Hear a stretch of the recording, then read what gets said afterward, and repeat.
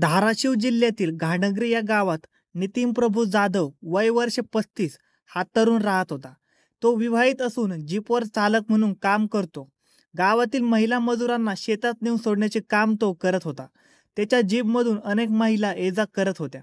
त्यामधील गावातील अर्चना विनोद शिंदे वय वर्ष 32 ही देखील शेतात कामाला जात होती. ती विवाहित होती. कामासाठी ती नितीनच्या जीपमधून ये-जा करायची. तिचा स्वभाव बोलका होता. दिसायला सुंदर होती. साहजिकच नितीनची नजर तिच्याकडे वारंवार वळू लागली. त्यातच तिचा स्वभाव बोलका असल्याने त्याने तिच्याशी बोलणे सुरू केले. तीही बोलू लागली. सुरुवातीला किरकोळ बोलणे होत असे. ती नेहमीच जीपमधून ये-जा करत असल्याने ओळख वाढत गेली. यातूनच त्याने तिचा मोबाईल नंबर घेतला.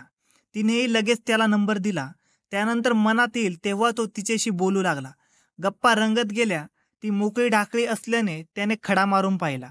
तिला बाहेर भेटण्यासाठी बोलावले. ती तयार झाली. दोघांची भेट झाली. दोघांचे हॉटेलमध्ये जेवण खाणे झाल्यानंतर रूममध्ये जायचे ठरले. ती तयारच होती. दोघांनी एकांतात त्यांना हवे ते सुख दिले आणि घेतले. वासना शांत करून ते बाहेर पडले. त्यांच्यातील संबंध दिवसेंदिवस वाढतच गेले. बाहेर नितीनला अर्चनाकडून शरीरसुख मिळत असल्याने तोही खुश होता. घरात बायको आणि बाहेर अर्चनाकडून मिळालेल्या सुखामुळे नितीन हवेत होता. दोन्ही महिलांना खेळवण्याचा हा प्रकार होता. हळूहळू अर्चना मात्र नितीनमध्ये जास्तच गुंतत चालली होती. तिचा नवरा दारू पिऊन घरी आल्यावर सरळ झोपी जात असे. तिला त्याच्याकडून सुख मिळत नव्हते. ते सुख नितीनकडून मिळू लागल्यावर तिने नितीनकडे तगादा लावला की आपण दोघे एकत्र राहू. मी माझ्या नवऱ्याला सोडून येते. एक बाई आपल्यासाठी नवऱ्याला सोडून येते म्हटल्यावर नितीन खुश झाला आणि त्याने त्यास होकार दिला. एके दिवशी अर्चना खरोखरच कपडे घेऊन नितीनच्या जीपमध्ये येऊन बसली. हे बघ, मी आले घर सोडून. आता आपण एकत्र राहू.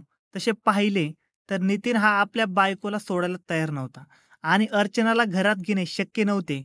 म्हणून त्याने ठरवले की बार्शी येथे राहायचे, म्हणजे कोणालाच कळणार नाही. बायकोही आपली राहील आणि अर्चना सुद्धा आपलीच होईल. या विचाराने त्याने बार्शी येथील अलीपूर रोडवर एक घर भाड्याने घेतले. तेथे अर्चनाला ठेवले. तिला भेटण्यासाठी तो 3-4 दिवसातून जायचा. ती आनंदात राहू लागली. पण नितीन हा आपल्याकडे कायमच राहत नसल्याची तिला त्याची खंत वाटू लागली. आपण लग्न केले तर नितीन आपल्याकडे कायमचा राहायला येईल असे अर्चनाला वाटू लागले. त्यामुळे गेल्या महिन्यापासून तगादा लावायला सुरुवात केली. तू मला तुझ्या घरी घेऊन चल. आपण दोघे पती पत्नीप्रमाणे राहू. मी माझ्या पती सोडून आले.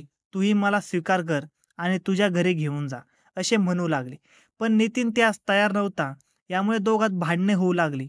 एके दिवशी तिने सरळ सरळ धमकीत दिली, तू मला घरी घेऊन जाणार आहेस की नाही? तेव्हा नितीन म्हणाला, अगं तू आपल्या नवऱ्याला सोडून आली आहेस आणि माझ्याबरोबर राहू लागलीस तर गावात चर्चा होईल, बदनामी होईल. माझेही लग्न झाले आहे. माझी पत्नी मला सोडून जाईल. त्यापेक्षा तू इथेच राहा. त्यावर अर्चना म्हणाली, तू जर मला घरी नेले नाहीस तर मी तुझ्या नावाने चिठ्ठी लिहून आत्महत्या करेन. मग पोलीस तुला अटक करतील, तुरुंगात जाशील. असं होण्यापेक्षा मला घरी घेऊन चल. तरीही नितीन तिला घरी घेऊन जाण्यास तयार नव्हता. दिनांक 10 जानेवारी 2025 रोजी नितीन तिला भेटायला गेला. तेव्हा तिने शरीरसुख देण्यास नकार दिला. अगोदर मला घरी घेऊन चल, तेथे सुख देते असे त्याने सांगितले. यावरून दोघांमध्ये भांडणे झाली. अर्चना ऐकणार नाही. यामुळे हिची कटकट कायमची संपवायची या उद्देशाने तिचा खून करण्याचे ठरवले.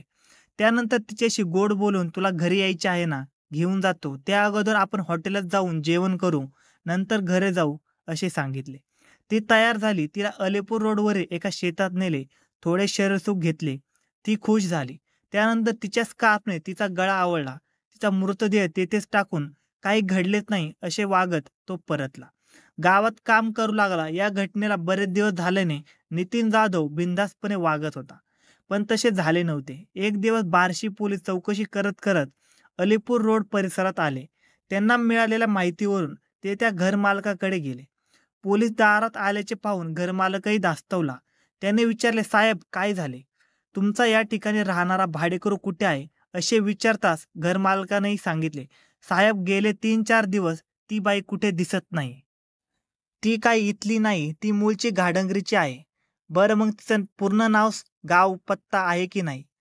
ती एकटीच राहत होती. आणखी कोण राहत होते तिच्या समेत?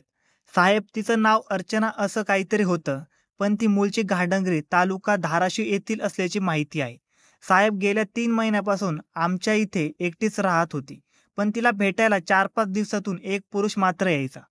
शुक्रवार दिनांक 10 जानेवारी 2025 रोजी अलीपूर रोडकडे गेली, पण त्यानंतर ती परत आलीच नाही.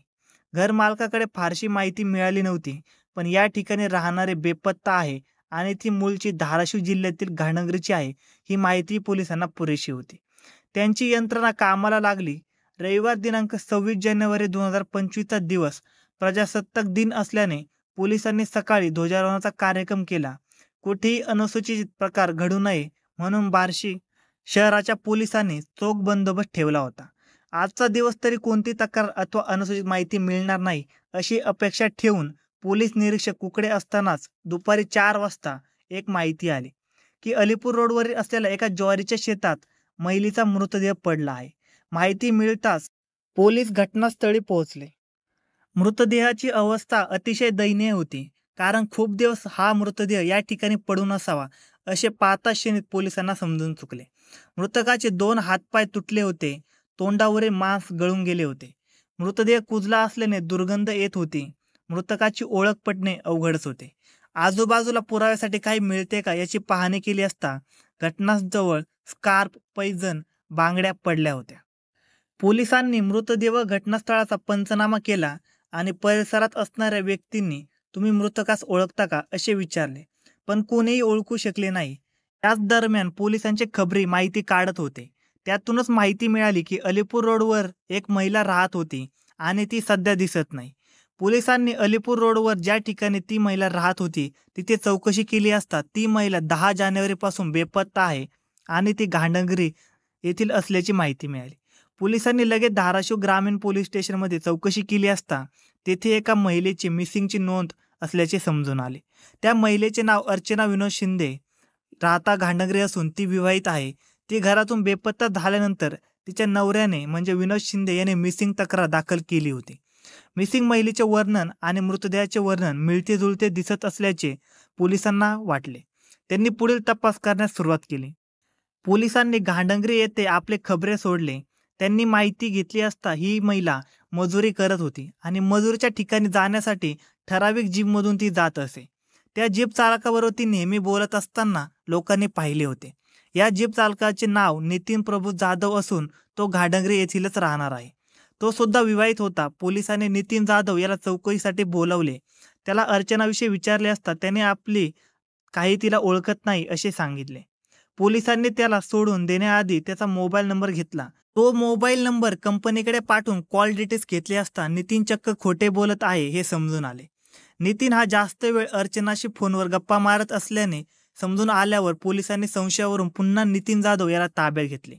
रविवार दिनांक 9 मार्च 2025 रोजी नितीन जाधव याच्याकडे पुन्हा चौकशी केली असता तो पुन्हा उडाउडीचे उत्तरे देऊ लागल्यानंतर मात्र पोलीस त्याला म्हणाले, तू खोटं सांगू नकोस आम्हाला. तू कोणत्या महिलेशी तासनतास बोलत होता, काय बोलत होता याचे रेकॉर्ड आहे असे म्हणत त्याला सारे रेकॉर्ड दाखवले. तेव्हा मात्र त्याच्या डोळ्यात पाणी तरळू लागले. त्याने पोलिसांसमोर हात जोडले आणि म्हणाला, होय साहेब, मी अर्चना शिंदेचा खून केला. अलीपूर रोडवरील ज्वारीच्या शेतात सापडलेला तो मृतदेह अर्चना हिचाच आहे. नितीन जाधव याने गुन्हा कबूल केल्यानंतर त्याच्यावर गुन्हा दाखल करून त्याला न्यायालयात उभे करण्यात आले.